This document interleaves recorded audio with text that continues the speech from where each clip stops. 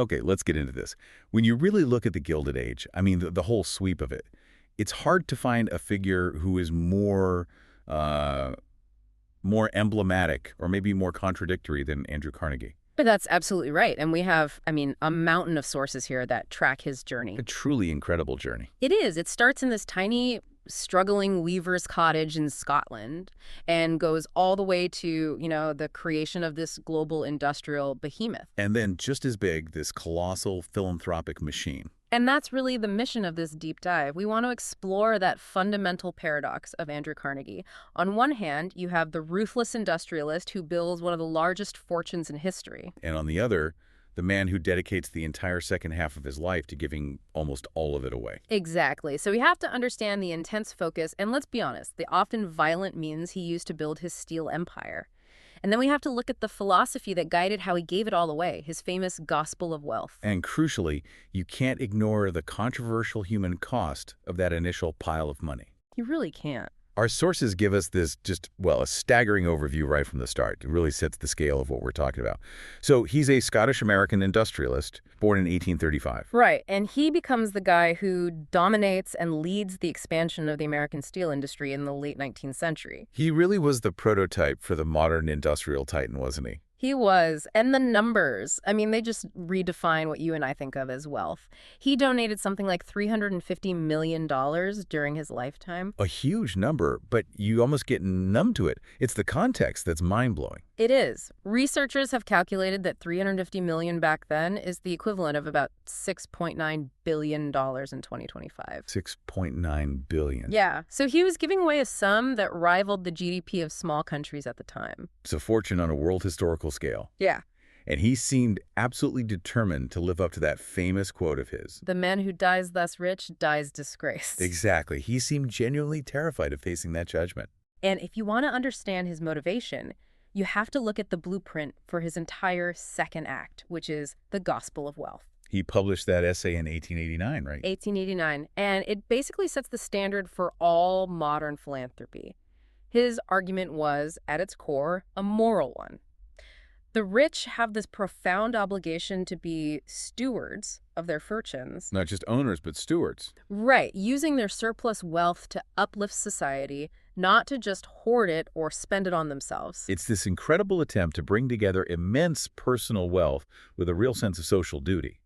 But I think to really get that, we have to look past the libraries and the concert halls for a minute and start where he started. Absolutely. Back to Dunfermline. So, part one. The ascent from what was really utter poverty.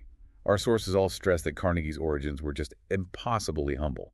He was born in Dunfermline, Scotland in 1835, into conditions that are, frankly, hard for us to even picture today. That's right. He was born in a typical Scottish weaver's cottage. And you have to understand what that meant. It was basically one main room. One room for the whole family. Not just his family.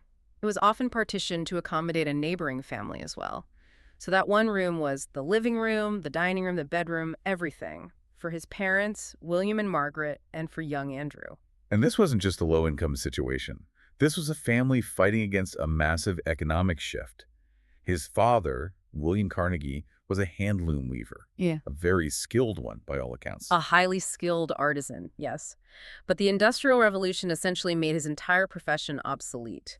The mechanized power loom came in and just crushed the handloom trade. So his father's skills were suddenly worthless. Practically worthless. And William Carnegie, who was known for his strong Chartist politics, his democratic ideals, found himself economically powerless.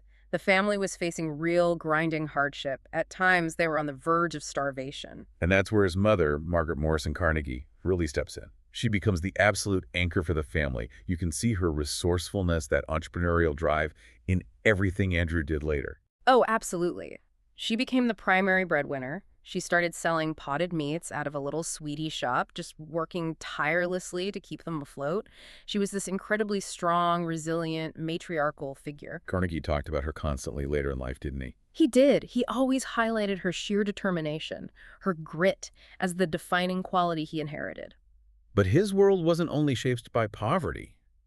There was also this spark of intellectual curiosity. His maternal uncle, George Lauder Sr., seems to have played a huge role in that. A massive role. Lauder was the storyteller, the revolutionary influence in his life. He's the one who introduced Andrew to these heroic stories from Scottish history people like Robert the Bruce and William Wallace. And maybe most importantly, to poetry. Yes, to the poetry of Robert Burns. This early exposure to literature and history, and also to this kind of radical democratic thinking from his uncle, that's what lit the fire. It's what convinced Carnegie that education, not what you inherit, was the real key to getting ahead. That Scottish background really defined him, but the opportunities were all across the Atlantic. So in 1848, Andrew is 12, and the family borrows money, a lot of money for them, and they immigrate to Allegheny, Pennsylvania. And the American dream hits them immediately and, well, brutally. His first job in Pittsburgh is in a cotton mill. The workers called it the Black Hole of Calcutta. They did. He was a bobbin boy, working 12 hours a day, 6 days a week. And for all that, he was making $1.20 a week. That's barely survival. It's not even survival, really. The strain on a 12-year-old, both physically and psychologically, is just, as you said, almost unimaginable. He moves on pretty quickly to a bobbin factory for a slightly better wage, $2 a week. But our sources point to this one anecdote from his autobiography that just captures the terror of that early industrial world. The steam engine nightmare. Yeah, tell us about that. So his job there included running a small steam engine and firing the boiler down in the cellar of the factory. And he talks about this paralyzing fear he felt all the time. It kept him up at night. He wrote that he'd sit up in bed, fearing at one time that the steam was too low and that he'd get fired. And at another time that the steam was too high and that the boiler might burst and kill us all. That experience, that sense of the immense, unforgiving power of machinery, combined with the crushing responsibility for his family, that had to have shaped him. Oh, deeply. It gave him this incredible drive, but also you can see this lifelong desire to control his environment, whether it was a steam engine in a cellar or, later on, the entire American steel market. But the real pivot, the thing that changed everything, came in 1849. He makes the jump from manual labor to the absolute cutting edge of communication technology at the time. He becomes a telegraph messenger boy for the Ohio Telegraph Company. Which was a transformative move. Absolutely. He's making $250 a week, but the real value wasn't the money, it was the access to information. He was suddenly at the very center of business communication in Pittsburgh. And he mastered the job, not just by memorizing where all the businesses were, but with this incredible technical skill. Right, the ability to read the telegraph signals by sound. By ear. Exactly. Most operators at the time, they were still relying on the paper slip that printed out the dots and dashes. But Carnegie developed this high-level skill of translating the Morse code by ear alone. So he was faster. Much faster. He could interpret messages quicker than almost anyone else. It's really the first clear sign of this extraordinary mental acuity he had. And that skill gets him noticed. It brings him into this orbit of opportunity. And it's right here, in this period, that we find the seed of his entire philanthropic future. This is Colonel James Anderson, an incredibly generous local man who opened his personal library about 400 books to working boys every Saturday night. And for a poor kid like Andrew, who'd only had access to his uncle's few books, this must have felt like freedom. It was intellectual emancipation. He later called it the most significant event of his youth. And our sources detail this promise he made to himself at the time. It was a vow that really became the guiding principle for all of his giving later on. What was the promise? He resolved that if he ever got wealthy, he would make sure that other poor boys might receive opportunities similar to those for which we were indebted. It's that direct, personal gratitude for the power of self-education that is the true origin of the 3,000 libraries he would eventually build. That access to knowledge shaped him, and his ability with the telegraph propelled him into the most powerful industry of the era, the railroads. In 1853, when he's 18, Thomas A. Scott, a major figure at the Pennsylvania Railroad, hires Carnegie as his personal secretary and telegraph operator. A critical leap. A critical leap. The pay was only $4 a week to start, but the career path was, well, it was vertical. By the time he was 24 in 1859, he was the superintendent of the Western Division. Earning $1,500 a year, a massive sum for the time. A fortune. And he's learning efficiency, management, cost control from the absolute titans of American business, Scott, and the president of the railroad, John Edgar Thompson. But he was also learning about the, let's say, the darker side of Gilded Age capitalism, the mechanics of inside investing. The sources are very clear on this. The foundation of his personal capital was built on insider knowledge and, frankly, political corruption. Scott is the one who facilitates Carnegie's first major investment in 1855. $500 in the Adams Express Company. Right. $500, which his mother had to secure by taking a mortgage out on their $700 home. An unbelievable gamble. Yeah. But it wasn't just a gamble, was it? It was a gamble with a stacked deck. Exactly. Because Carnegie was a trusted employee, he was privy to proprietary information. He knew where new rail lines were planned, which routes were about to get profitable, which services the railroad was about to contract out. The sources describe it as endemic corruption indulged in by Scott and the president, which consisted of inside trading. That's the quote. He wasn't just investing in random companies. He was investing in the businesses that serviced the railroad, sleeping cars, iron bridges later on, oil, knowing with near certainty that his main customer, the Pennsylvania Railroad, was about to make them rich. And he used his position to make sure that happened. Absolutely. He systematically reinvested every penny of profit.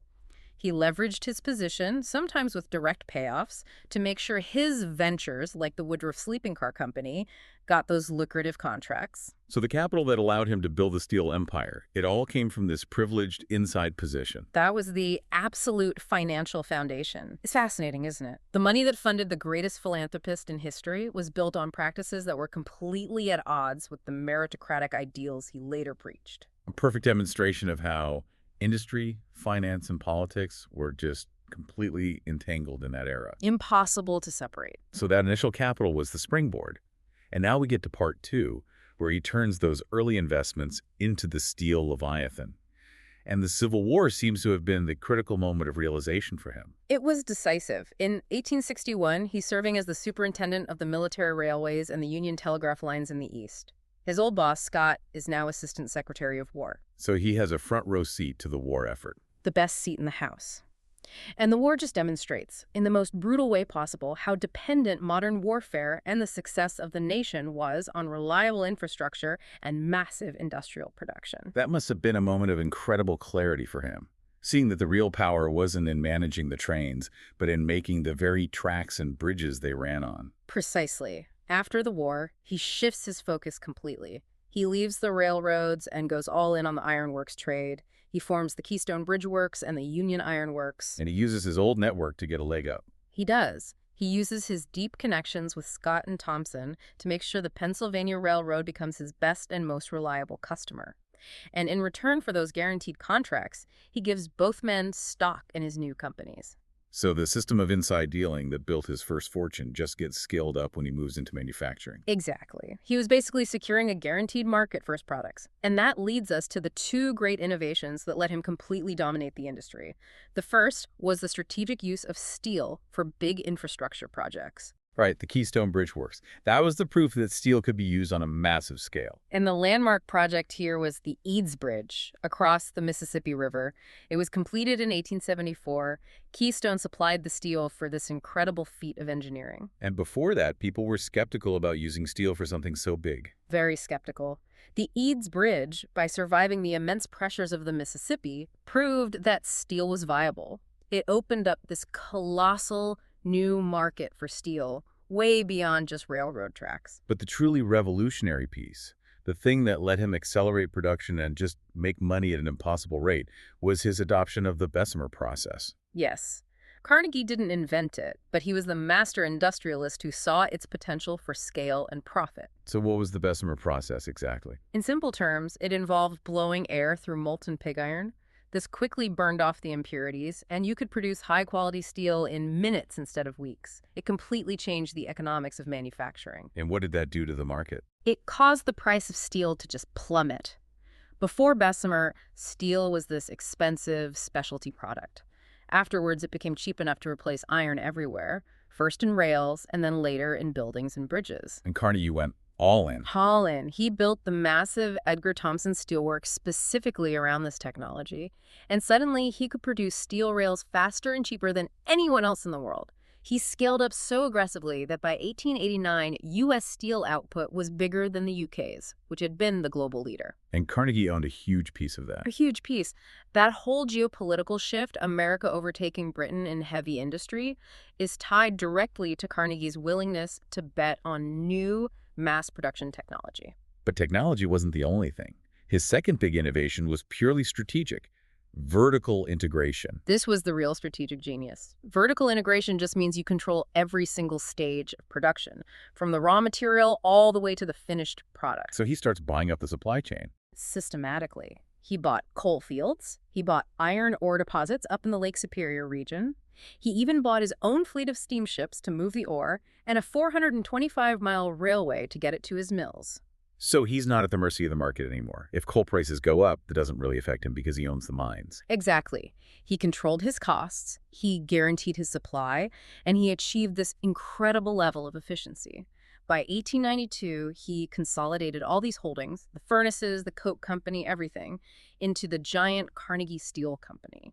And this control gave him the power to ruthlessly undercut any competitor who was still buying their materials on the open market. It's like an industrial closed loop. He can just focus on output and sales because his inputs are secure. It is. But this period of dominance wasn't just about efficiency. No, the sources are clear that his success also relied on, let's say, less savory practices. That's a good way to put it. He worked closely with his old railroad friends to negotiate preferential prices, to control distribution, and basically to minimize any real free market competition.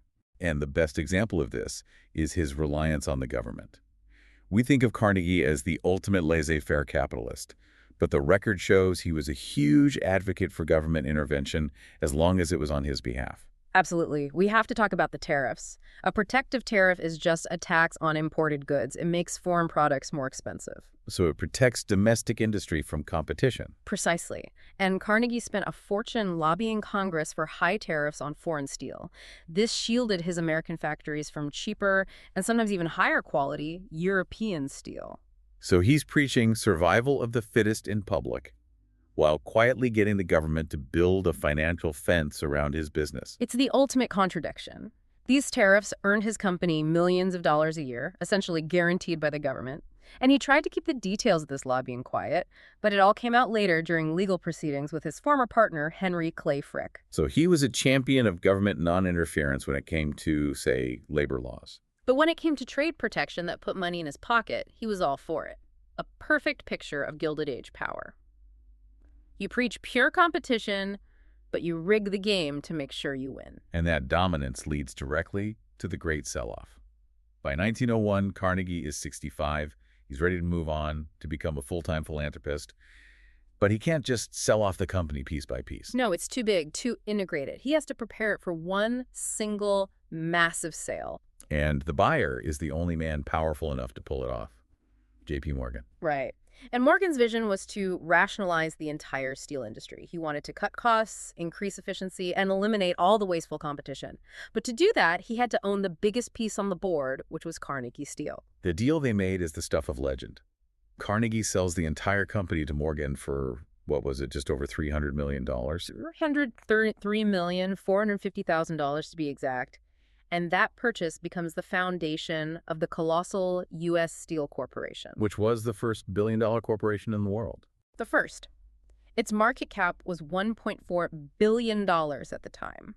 To give you some context, that one company represented about 4% of the entire U.S. GDP. It was like a state unto itself.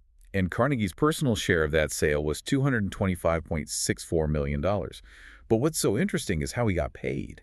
Yes, not in cash. It would have been impossible to move that much. He was paid in 5% 50-year gold bonds. Which was a stroke of genius financially. It was. It guaranteed him this massive, stable income stream for the rest of his life and beyond. The gold bonds meant a fixed 5% return every year, payable in gold for half a century. It gave him the predictable cash flow he needed to fund his foundations without ever worrying about the stock market. This was the fuel for the philanthropic machine. Exactly. And there's that great detail from the sources about the sheer physical size of the fortune. They had to build a special vault at a bank in Hoboken, New Jersey, just to hold the paper bonds. Imagine needing a custom bank vault just for the paperwork for your net worth. It really puts it in perspective. So once that money was secure, Carnegie completely switches gears. He dedicates the next 18 years of his life to fulfilling that promise he made to himself as a boy. Which takes us back to that famous memo he wrote to himself in 1868. He was only 33 at the time. It's an incredible document because it lays out his entire life plan. It is. In the memo, he stops and reflects on what he's doing, and he calls the pursuit of wealth one of the worst species of idolatry. He actually wrote, No idol more debasing than the worship of money. And he plans to retire at 35. Right, to start making money and to devote his surplus to benevolent purposes. He missed the age 35 deadline by a bit, but the intention was there, and it led to what people call the Andrew Carnegie dictum. The 3/3 of life. Exactly. The first third for education, the next third for making money, and the final third for giving it all away to worthwhile causes. The accumulation phase was just a temporary, necessary step toward the real goal of distribution. And he lays all this out formally in his 1889 essay, The Gospel of Wealth. What was the core argument he was making there? He argued that modern capitalism inevitably leads to wealth concentration because the most efficient people rise to the top. Therefore, the wealthy have a moral responsibility to act as stewards of that money. And he was very specific about what they shouldn't do with it? Very. He condemned three things: spending it on luxury, leaving it to your heirs, who he thought would be ruined by it, and just leaving it to charity in your will after you die. He felt that lacked the personal, intelligent touch of a living benefactor. He saw active, strategic philanthropy during one's lifetime as the only worthwhile path, building institutions that help people help themselves. It's a compelling argument, and it provides a moral justification for the entire system of Gilded Age inequality. The ruthless accumulation is okay because it's a prerequisite for the enlightened distribution that comes later. And his philosophy wasn't just personal. It had real policy implications. He was one of the first big industrialists to argue for progressive taxation. A crucial point. Carnegie supported heavy estate taxes. He said that by taxing large estates at death, the state marks its condemnation of the selfish millionaire's unworthy life. He wanted to force the rich to give their money away while they were still alive. So he was actually pretty radical in his acceptance of high taxes on the wealthy, as long as it was a tool to encourage benevolence. Exactly. Which brings us to part 4. The philanthropic machine in action. The sheer volume of his giving is almost hard to process. And the library obsession was his signature achievement. It came directly from that experience with Colonel Anderson's little library. And he was also inspired by the Enoch Pratt Free Library in Baltimore. He called Pratt his guide and inspiration. Right. And he ends up funding something like 3,000 libraries globally across 47 U.S. states, Canada, the U.K., New Zealand, all over the place. But he didn't just hand over the cash. He had a very specific method, the Carnegie formula. Yes. He was focused on making sure these libraries would last. He wasn't interested in just charity. This was systematic investment. So he would provide the money for the building and the books, but only if the local town met two conditions. First, they had to provide the land for free. And second, they had to commit, through local taxes, to providing an annual budget for the library's operation and maintenance forever, usually about 10% of the building's cost. So it was a partnership. It ensured local buy-in and sustainability. It was bureaucratic brilliance, really. He started early, giving $500,000 to Pittsburgh in 1885 and sending money back to his hometown of Dunfermline even earlier. But this noble project immediately ran into the contradictions of his own business practices, didn't it? Our sources point to a lot of criticism about the libraries he built in his own mill towns. Absolutely. The historian Richard White notes that many of Carnegie's steelworkers actually despised the library he built for them in Homestead, Pennsylvania. Why? Why would you resent a beautiful free library? Because they felt it was profoundly hypocritical. Carnegie's management imposed these punishing 12-hour shifts 6 days a week. The workers had no leisure time. They were too exhausted to go visit the beautiful library he'd built. So the gift felt like an empty gesture. Worse than that, the mill officers often dominated the library's board and controlled what books were bought, so it felt less like a public good and more like an instrument of corporate control, a symbol of paternalism. That is a profound disconnect. The grand gift can't erase the daily reality created by the business model that funded it. Right. And the libraries, while they're the most famous part, were just one piece of it. He poured huge sums into education, science, the arts, all with this idea of enlightenment as the cure for society's problems. Let's talk about education. In 1900, he gives $2 million to start the Carnegie Institute of Technology, or CIT. Which is now, of course, the world-renowned Carnegie Mellon University, and he also served on the boards of places like Cornell. He believed in giving these institutions massive endowments that could fundamentally change their trajectory. And he also funded pure blue sky research, the Carnegie Institution in Washington, D.C. Yes, founded in 1902. He wasn't just funding things with an immediate practical return. He was funding discovery for its own sake. There's that great story about the Hooker telescope at Mount Wilson. A beautiful illustration of his thinking. He gave the money to George Ellery Hale to build what was then the largest telescope in the world. And Carnegie, who was getting older, was so personally invested that he kept pushing them to work faster, hoping he could see the results before I depart. He was literally investing in expanding our knowledge of the universe. He was, and he was always loyal to his Scottish roots. He established the Carnegie Trust for the Universities of Scotland with $10 million, an unheard of sum back then. And the goal was to improve research and also to help poor students afford tuition. Exactly. He also bought a private estate in his hometown of Dunfermline and opened it to the public as a park. And you have the arts. Carnegie Hall, of course, which Right. opened in New York in 1891. And he also funded the construction of 7,000 pipe organs in churches and temples. Which shows his non-sectarian approach. He saw music, like books, as a tool for moral and spiritual uplift that should be accessible to everyone, regardless of their faith. And he also focused on the professional class, creating large pension funds. Yes, he had one for his former employees, but the most enduring one was the pension fund he created for American college professors. That eventually evolved into the massive retirement organization we know today as TAACRE. And you can't forget the quirkier side of his mission to improve things, his investment in spelling reform. It's a perfect metaphor for his entire philosophy, isn't it? He gave $25,000 a year to the Simplified Spelling Board. He saw English spelling as inefficient and illogical. He thought if you could just streamline it, change though to though, you could lower the barrier to literacy for everyone. He wanted to improve everything, from infrastructure and industry right down to the very language we speak. It's this total belief in systematic improvement through rational design. But the shadow of how that wealth was created is always there. We have to turn to the darkest chapter of his career, the Homestead Strike of 1892. This wasn't just a labor dispute, it was a moral catastrophe. It was a bloody 143-day confrontation at his steel plant in Homestead. And it permanently damaged Carnegie's reputation. It forced people to see the brutal cost of his wealth. And his timing is just so suspicious. He conveniently departs for his annual trip to Scotland right before it all kicks off, leaving his notoriously anti-union partner, Henry Clay Frick, in charge. It gave him plausible deniability. Frick was a cold, efficient operator determined to break the union. The union contract was expiring, they asked for a small wage increase, and Frick came back with a devastating 22% wage decrease. The union refused, so Frick locked them out, and things escalated immediately. Frick was prepared for a war. He built a 12-foot barbed wire fence around the mill. The workers called it Fort Frick. Then he brought in thousands of strikebreakers and 300 armed Pinkerton agents to protect them. And the arrival of the Pinkertons on barges in the river turned into a full-scale battle. A brutal firefight. It resulted in 10 deaths, 7 strikers, 3 Pinkertons. The violence was so extreme the state militia had to be called in.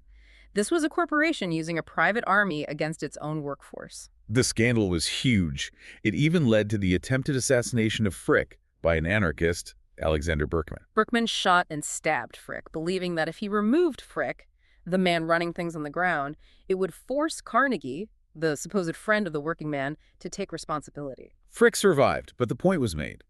The system was fundamentally violent. Carnegie eventually reopened the plant with non-union labor, effectively crushing the steelworkers' union for decades. And this stain on his reputation was compounded by another disaster just a few years earlier, the Johnstown flood of 1889. Right. Carnegie was a member of this exclusive resort, the South Fork Fishing and Hunting Club, and it was their poorly maintained dam that broke and killed over 2,200 people in Johnstown below. The key here is the negligence. The sources detail it exhaustively. The club, full of Pittsburgh's industrial elite, bought this old dam and made cheap, shoddy repairs to it, mud and straw. And most critically, they removed the discharge pipes that were designed to relieve pressure from the dam. They sold them for scrap metal. So when unusually heavy rains came, the compromised dam had no safety valve. It failed catastrophically, releasing 20 million tons of water that just obliterated the valley. And how did Carnegie and the other powerful club members respond? They avoided all public accountability. They formed a relief committee and donated money, yes. But their lawyers successfully fought off every single lawsuit filed by the survivors. No member of the club ever had to take legal or public responsibility for the disaster. So again, philanthropy is used to soften the blow of a profound moral failure. It creates this incredibly complicated picture, a man involved in a labor war and a deadly disaster who, at the same time, is funding institutions dedicated to world peace. His passion for international peace was his final great cause. And his stance on American expansionism after the Spanish-American War was genuinely radical. He was fiercely anti-imperialist. He strongly opposed the annexation of the Philippines, and our sources detail this truly amazing gesture he made. He personally offered $20 million to the Filipino people. The exact amount the U.S. had paid Spain for the islands. He offered them the money so they could buy their independence from the United States. He was essentially trying to privatize the end of colonialism. The offer never went anywhere, but it shows how serious he was. He joined the Anti-Imperialist League, alongside people like Mark Twain. His ambition for peace led him to establish the Carnegie Endowment for International Peace in 1910 and to fund the Peace Palace at The Hague.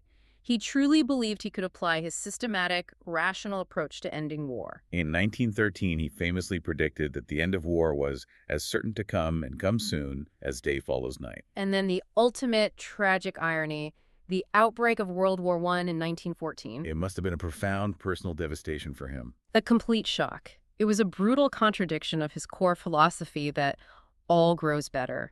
The world wasn't getting better. It was descending into the worst conflict in human history. Which brings us to the final part of our deep dive, Carnegie's intellectual paradox. He repeatedly and passionately called himself a disciple of the philosopher Herbert Spencer. Yes, he claimed Spencer was his teacher. He found great comfort in social evolution. He said reading Spencer and Darwin freed him from traditional religion and gave him this optimistic vision. All is well, since all grows better became my motto. It allowed him to see the chaos of the Gilded Age as just a necessary, painful step toward a better future. So he saw his own rise and the concentration of wealth as just survival of the fittest in the marketplace. But here's the paradox. If Spencer was his teacher, why did Carnegie violate almost every single one of Spencer's core beliefs? That is the central question. Spencerian evolution was an extreme form of laissez-faire. Spencer was against almost any government interference, taxes, tariffs, public schools, you name it. He thought helping the unfit was a disservice to progress. Okay, so let's break down the contradictions. First, the tariffs. Carnegie was a master lobbyist for government protection. A total violation of Spencer's philosophy.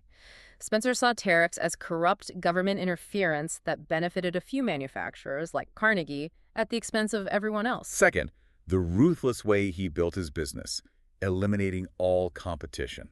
Spencer condemned that too. He argued that when powerful businesses intentionally ruined their competitors, they were committing what he called commercial murder. Carnegie's entire empire was based on the very consolidation that Spencer hated. And finally, and this is the most ironic one, Spencer's view on charity itself. Spencer was hostile to organized philanthropy. He saw big charitable institutions as becoming corrupt, lifeless mechanisms. He thought any form of organized charity was a mistake because it delayed the natural evolutionary process of weeding out the weakest parts of society. So Andrew Carnegie, the greatest builder of systematic centralized charities in history, claimed to be the disciple of a man who thought that very act was morally and economically wrong. The cognitive dissonance is staggering. And it all culminates in that famous story of Spencer visiting Carnegie's steel mills. Carnegie proudly showed them off, thinking they were the perfect embodiment of Spencer's philosophy in action. And Spencer's reaction was just devastating. He looked at the deafening noise, the intense heat, the brutal conditions, and he reportedly said, 6 months residence here would justify suicide. Wow. Where Carnegie saw the engine of progress, Spencer saw a dystopian hellscape unfit for human life. And yet, Carnegie just kept rationalizing. He argued that concentrating capital was a necessary evolution. He believed his structured charity, which gave people tools like libraries, enabled them to develop themselves. He even had that interesting defense of the working poor, didn't he? He did. He argued that the poor often had an advantage because they were raised with a stronger work ethic than the spoiled sons of rich men. He saw himself as society's specialized agent, the most efficient accumulator of wealth, and therefore the most efficient distributor of it. It's the ultimate rationalization of the robber baron era. The ruthlessness of the man in the second part of his life is justified by the immense systematic benevolence of the man in the third part. It's a paradox he never fully resolved. Andrew Carnegie died on August 11, 1919, at the age of 83. He'd spent nearly 2 decades as a full-time philanthropist. And he achieved his goal of dying poor, or at least not rich. He gave away almost $351 million in his life. And his final will dedicated his remaining $30 million to his foundations, ensuring almost all of it was returned to society as he saw it. His legacy is literally built into the American landscape. The neighborhood around his New York mansion is still called Carnegie Hill. And his name spans from the desert floor to the stars. The giant saguaro cactus is named Carnegie gigantea, and he sponsored the expedition that discovered the famous Dippy, the dinosaur, Diplodocus carnegie. He then sent casts of Dippy to museums all over the world. He was a steel titan, but also a global philanthropist, founding institutions that are still central to research and education today. Ultimately, Andrew Carnegie forced the modern world to ask what immense wealth is for. He argued that concentrating capital, despite the brutal process of creating it, was a beneficial thing for society if the resulting fortune was systematically given back. Which leaves us with the big, provocative thought that defines his whole life. Does Carnegie's story prove his belief that massive wealth accumulation, when it's followed by systematic giving, is the best model for society? Or does the violence and controversy of how he made the money homestead Johnstown prove his other point, that the man who dies thus rich dies disgraced, no matter how much he gives away in the end? It's a tension we still grapple with today every time we talk about billionaires and philanthropy. Carnegie's life demands that you look at the means and the ends and ask yourself if 3,000 libraries can ever fully justify the human cost of the steel that built them. That, I think, is a deep dive you have to continue for yourself.